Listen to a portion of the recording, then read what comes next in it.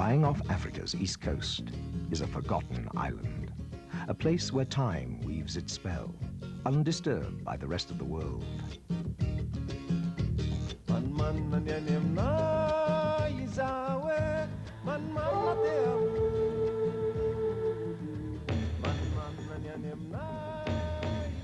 A land of forests, a mini-continent of contrasts.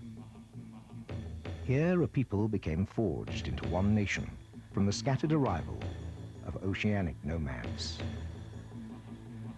In their faces, Indonesian, African and Arabian settlement is reflected in a happy intermarriage of diverse cultures. Reveling in their uniqueness, the Malagasy are securely anchored in their past. But as the inevitable impact of the 20th century looms larger, they look to the future with less certainty. To the elders, change threatens the ancient fabric of Malagasy society.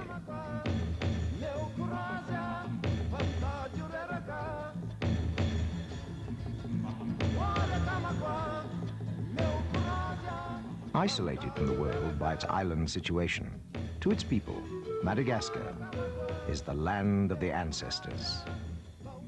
When the greedy eyes of Europe, ripe to slice up the world into colonies, turned towards the forgotten island, it was to bring about a resounding clash of two cultures.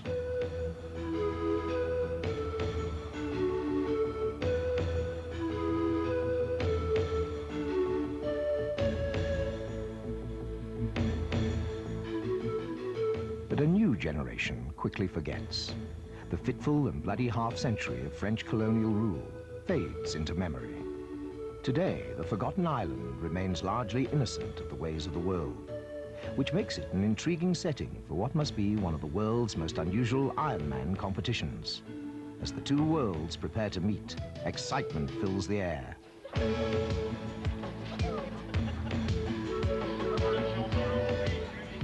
This is the Mada Raid, where sport meets sheer adventure. It's a foreign idea.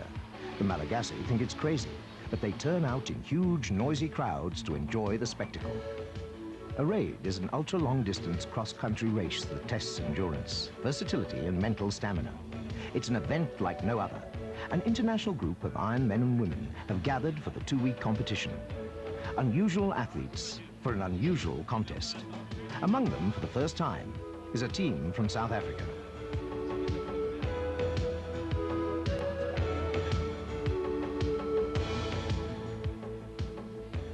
The route is tackled on foot, by mountain bikes, and in canoes. The teams have different strengths and skills, but all share the same sense of adventure as they set out to discover Madagascar's secret paths.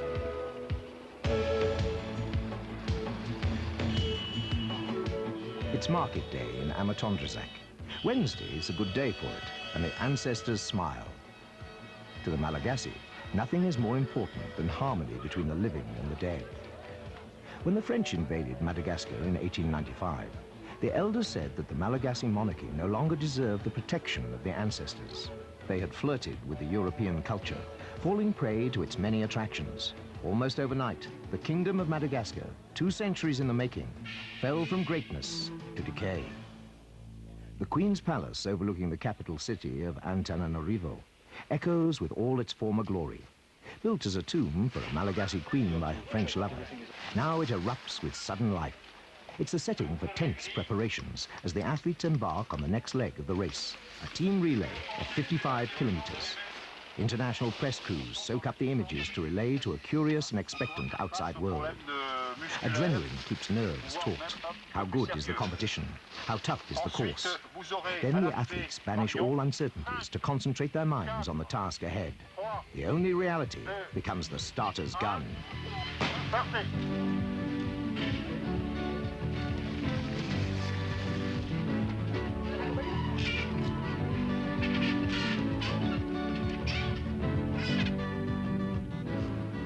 Crumbling stones and cobbled streets of the old city give way to a strange mixture between old and new in the capital's more recently settled suburbs. 3 decades after independence from the French, history stands compressed and visible in the decaying architecture flashing past. The competition is tight. A reunion team is close on the heels of the French leaders. The roads are rough and the riding is highly skilled.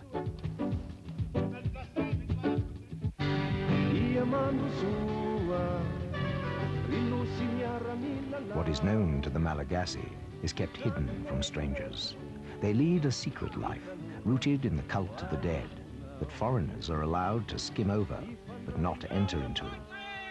The secrets of the ancestors are guarded and fiercely defended from the penetrating gaze of foreign eyes.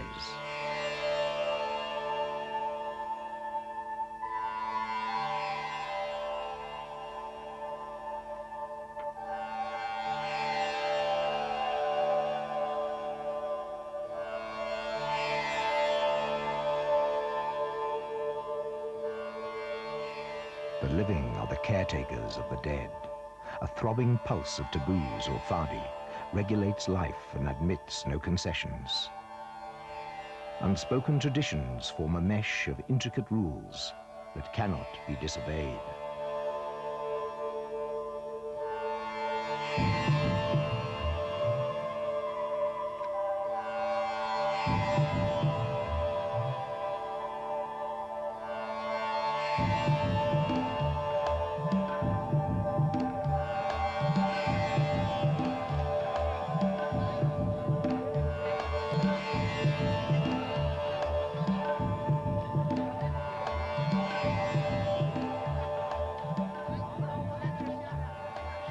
The obligations of the ancestors cannot disappear.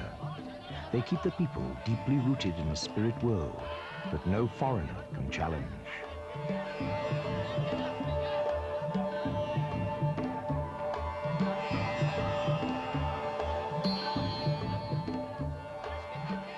Unlike Western civilization, the Malagasy culture is fundamentally non-competitive. The fight stops once one side gives way. To Europeans, the winner takes all, and winning is everything.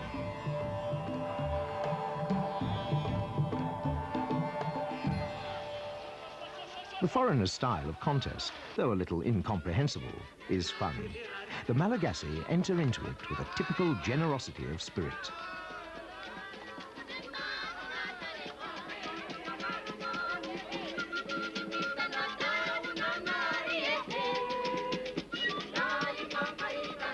At the end of a tough day's ride, the athletes are dog-tired. The top teams are evenly matched. It's going to be a hard race this year. Caught up in the thrill of competition, they give everything they've got. On the posh lawns of the night stopover, Madagascar makes its visitors feel welcome. Music is celebration, and a visit from tourists a welcome excuse to take a rest from the rigors of daily life.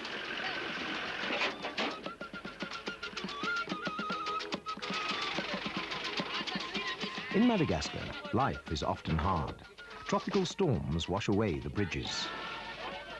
Few of Madagascar's roads are negotiable year-round. This is one of the country's biggest hurdles to exploiting its rich resources. Crossing water is also the athlete's next hurdle. The South African team try out their canoe and pass judgment.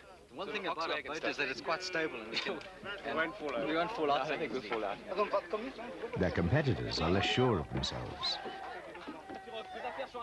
With reluctance, they take an uncertain step from their usual high-tech lives into a Malagasy world. To them, it's a strange place. They find it holds unforeseen tensions as they struggle to come to grips with unfamiliar equipment. To the Malagasys, maneuvering these time-old vessels is as natural as breathing. In the mounting tension of the race start, the athletes long for the same sense of competence.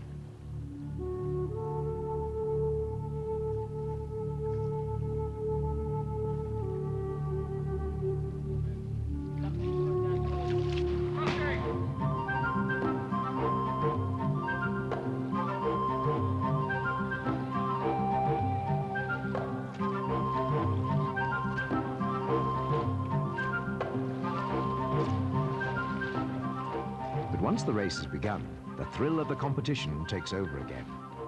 What they lack in familiarity, they make up for in sheer determination. To win means to get to the front of the field and stay there at all costs.